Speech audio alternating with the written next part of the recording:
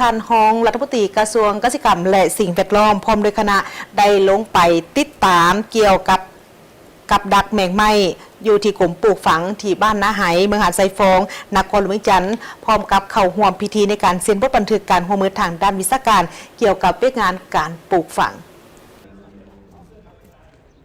ในวันที่5 กุมภาพันธ์ 2026 ปริญญาเอกนางจันนครบัวละพันธ์รองรัฐมนตรีกระทรวงเกษตรกรรมและสิ่งแวดล้อมพร้อมด้วยคณะลงติดตามเบิงเครื่องกับดักแมงไหม้ซึ่งเป็นผลิตภัณฑ์ลาดาแบบโพลาริมิติกเต็มรูปแบบเพื่อกวดจับและวิเคราะห์ทางสถิติของแมงไหม้อพยพโดยเฉพาะแมนลาดานี่มีหน้าที่หลายอย่างเช่นการวัดแทกค่าความยาวของลำตัวการแบ่งน้ำหนักการแบ่งทิศทางโปรไฟล์ความหนาแน่นในอากาศและการแบ่งความถี่ของการกระพือปีกของการอพยพได้อย่างชัดเจนเครื่องดังกล่าวนี้สามารถจับความไวสูงได้ถึง5 กิโลเมตรกันฝนกันฝุ่นและทนต่อการกัดของแมงไหม้ป้องกันความสุ่มซื่นและลมลงมาติดตามเนาะสุกยู่การหัวมือกับสปจีนโดยเฉพาะเป็นกลุ่มปลูกฝังกับศูนย์เกิดว่าสถาบันคนกลัวการป้องกันพืชของสปจีนเนาะที่ว่าหัวมือเกี่ยวกับการ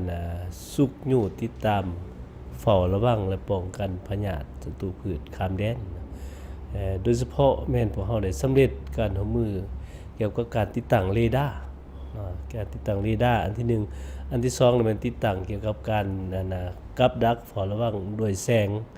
แต่สำหรับอันที่1นี่คือเรดาร์ติดตามเฝ้าระวังมีการติดตามมีระยะใกล้ประมาณ1,500 หา 2,000 เมตรถือว่าพอติดตามการเคลื่อนไหวการเฝ้าระวังการขยายของแมงไหม้ที่จะเป็นอันตรายต่อการปลูกการฝังถือว่าพยาธิแมงไหม้ที่ระบาดในทุกวันนี้เนาะและสำหรับกับดักแมงไหม้ก็ถือว่ามีความยาวประมาณ500 กว่าเมตรสามารถดูดแมงไหม้จากการเคลื่อนไหวต่างๆเขามาเป็นข้อมูลอันนี้ถือว่าพวกเฮาพันขยายที่สนำของรัฐบาลของกระทรวงเกษตรกรรมและสิ่งแวดล้อมเกี่ยวกับการผลิตเสบียงอาหารการผลิตสินค้าเพราะว่าเรื่องการป้องกันพืชสำคัญหลายการระบาดของพยาธิศัตรูพืชนับมือนับพื้นแห้งเนาะการเปลี่ยนแปลงดินฟ้าอากาศก็เช่นเดียวกันเพราะนั้นเทคนิค2เทคนิคเป็นเทคนิคที่ทันสมัยที่สุดในวันเดียวกันท่านรองรัฐมนตรีกระทรวงเกษตรกรรมและสิ่งแวดล้อมก็ได้เข้าร่วมพิธีเซ็นบทบันทึกการร่วมมือทางด้านวิชาการเกี่ยวกับเรื่องงานปลูกฝังระหว่างกรมปลูกฝังและกลุ่มบริษัทพัฒนากสิกรรมจำกัดร่วมลงนามโดยเมนทานบุญจันทร์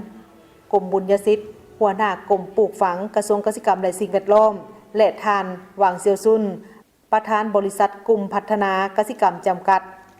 การร่วมมือกันในครั้งนี้เป็นเพื่อเป็นการเพิ่มทวีการร่วมมืออย่างรอบด้านในแขนงการกสิกรรมระหว่างลาวและจีนโดยการร่วมมือกันทางด้านเทคนิควิชาการในการพัฒนาเวียกงานส่งเสริมการปลูกพืชเบารวมเบาเฉพาะแม่นการพัฒนาเวียกงานของการปลูกพืชผักและไม่ให้มากการสร้างตั้งโรงงานผลิตฝุ่นอินทรีย์และสร้างหอพิพิธภัณฑ์วางแสดงผลิตภัณฑ์กสิกรรมพร้อมเดียวกันนี้ยังมีแผนจะสร้างแอปพลิเคชันในการคุ้มครองข้อมูลสำหรับหมากไม้ที่ส่งออกจากสาธารณรัฐประชาธิปไตยประชาชนลาวไปต่างประเทศพร้อมทั้งสร้างตั้งระบบการติดตามและตรวจสอบย้อนหลังทางดิจิตอลในทั่วประเทศแบบรวมศูนย์我是老挝农业发展集团的黄孝春จุดประสงค์ของการร่วมมือในครั้งนี้มีประการที่1เมนนำเอาระบบมาตรฐานสากลเพื่อสร้างพื้นฐานการพัฒนาแบบยืนยงเป็นต้นแมนการยั่งยืนมาตรฐาน GAP GMP และ HACCP ประการที่2จุดประสงค์ที่2แมนเพื่อสร้างระบบการติดตามแห่งชาติด้วยดิจิตอลเพื่อจัดวางด้านเทคนิคการค้าเช่นเด็กพวกเราจะตั้งระบบการติดตามย้อนกลับคืนเพื่อสร้างความมั่นใจให้กับผู้บริโภคการร่วมมือดังกล่าวในครั้งนี้